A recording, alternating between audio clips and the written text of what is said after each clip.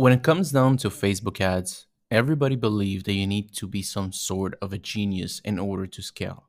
Today, I'm going to tell you what you actually need in order to scale with your Facebook ads to your first 1K, 2K, 3K day. Obviously, if you want to go past that point to 10K days, 20K days, there's little things that are more complex that you need to implement. But at the end of the day, you're not even there. So don't worry. Start by making 1 or 2K days, and after we can speak about the rest.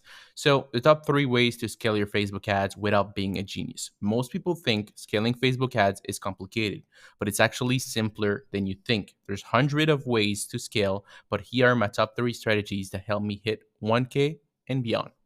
Okay, so the first thing is finding more interest. So this is the simplest one, to be honest. You have an interest that is working, let's say toys. Well, you'll find other related interests like Toys R Us or Legos or any other interest that will be related to the one about toys. How do you find related one? Well, Facebook has a suggestion tab under every single interest. So you click on the square bar, the rectangle bar, you click suggestions, and you'll be able to have a lot of suggestion based on what you've selected. Or you can use AI in order to give you other interests. Like you can say, hey, AI, please tell me other interests related to toys for me to target my Facebook ads. As simple as that, and you'll have a full list. Okay, so every single week, you should be testing 5 to 10 new interests if you have a winning product. If you don't have a winning product, then you'll just burn your money away. So if you see that you've launched your initial, normally I always start with, let's say, 3 to 6 interests. If you have some of them that, are working well, they are, getting sales consistently, they're profitable, then I will add 5 to 10 new interests every single week on my list of testing, and I'll see maybe 20%, 30% of them will start making sale as well and make everything more stable. Okay, so now the second way. The second way, pretty simple, duplicate winning ad set.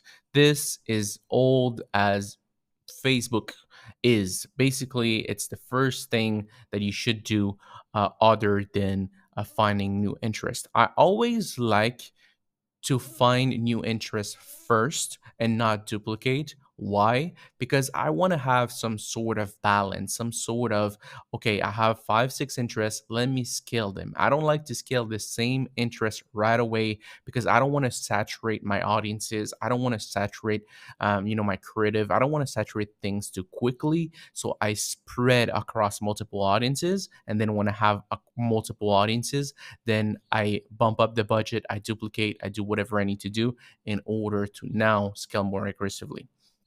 So, like I said, duplicate between 3 to 5 times. Keep in mind, a lot of you like don't understand this, and it's pretty common, it's pretty normal. Let's say you duplicate one ad set, okay? If you duplicate it, it doesn't mean that it's going to work. You need to duplicate between 3 to 5 times, and maybe two out of them will work. Maybe one, maybe three, maybe four. Who knows? It's very rare that 5 out of 5 interest, the 5 out of 5 duplication of the same interest will work. It's always a percentage of it. Why? Well, it's just how the algorithm works. Some of them work, some of them optimize properly, some of them doesn't. It's just how it is. I don't overthink it. I don't overcomplicate things. When I have a winning interest, I just duplicate it between 3 to 5 times, and that's it. And I let it run a few days to analyze if they're consistent, if they're profitable, and I simply move on. Now, what is the third strategy? So the third strategy is, okay, now you have your baseline. So your baseline is you have a few different interests, let's say 6, 7 interests that are running, all with the same budget. And what you did is now out of those 5 to 7, some of them are more profitable than others and have a higher ROAS. So what you're going to do is, let's say 2 out of those 7, you're going to duplicate them 3 times and see how they perform. And now you're going to have multiple ad sets that are going to be profitable, some even with the same interest, some with different interests. It will be a mix of a bunch of things. So that's great. You'll have more stability across your Shopify store and across your campaign.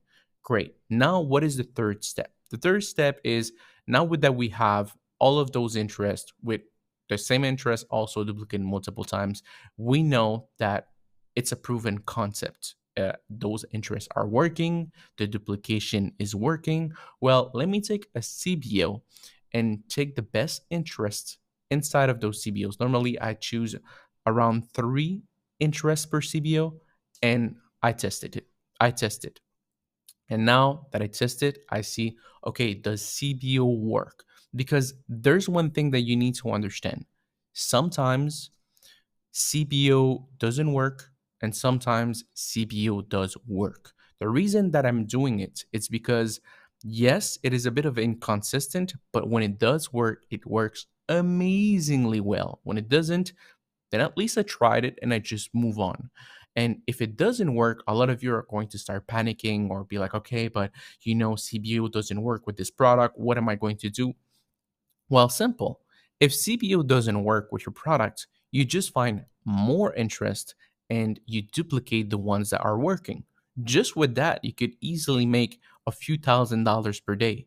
People believe that you need some sort of crazy strategy, but just with those little three steps that I gave you, you can literally make thousands of dollars per day without any problem. And one thing that I need to tell you, people have hard time believing how many interests you should actually test, because think about this. Every single time that I speak with someone that never did Facebook ad or never had a winner, I tell them, well, across multiple winners, let's say each winner, I test probably like 50, 100 interests, 200 interests. And this is not too crazy when you think about it, because some interests will die faster than others. Some interests will last a few weeks, some interests will last a few months, some interests will last a few days. So you need to consistently test different interests. Obviously, you're going to possibly speak about creative and you're going to comment it down below. Yeah, but the creative as well.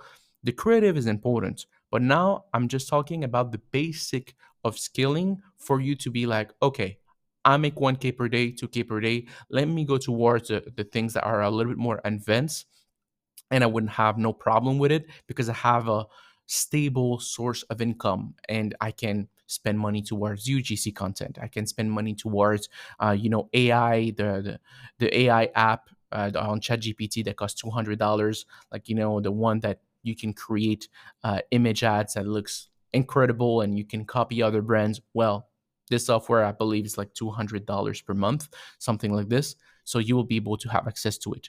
I just want you to be profitable right off the bat and have some sort of stability. After, there's, yes, more complication that comes into scaling beyond 6 and 7 figures. But at the beginning, what you want is just a bunch of interest and test interest consistently. Think about this. If you've tested, let's say, 5 to 10 interests every single week, let's say 10 on the next 5 weeks, you tested 50 interests.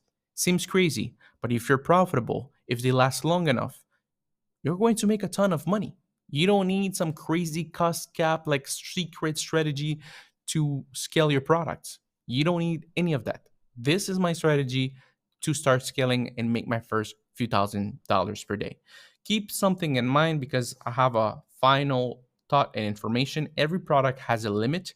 If you're not getting results at a higher budget, don't overscale. Know when to push and when to hold. So, what I mean by this is, now you have scaled your product to a certain level. You see that you can test 5 interests every single week, that CBOs are working, but every time you try to push too much, you either don't get too much sales or your break even or your revenue goes up, but it's not that much. Well, guys, it means your product has a plateau, and every product has a different plateau. You just need to find it and maintain it around that realm.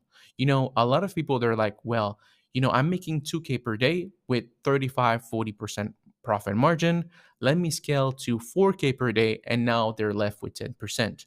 I'd rather do 2K per day at 30 to 40% than 4K per day at 10%. Keep that in mind. So it's not about scaling to the moon. Each product scales differently. I had product that made me 50K. I had product that made me 150K. I had product that made me a million in revenue. I had product that plenty of products that were different in terms of profit margin. And that's what you need to know, which type of product you have, and maintain it at a level that is great. And after that, keep testing, keep moving on.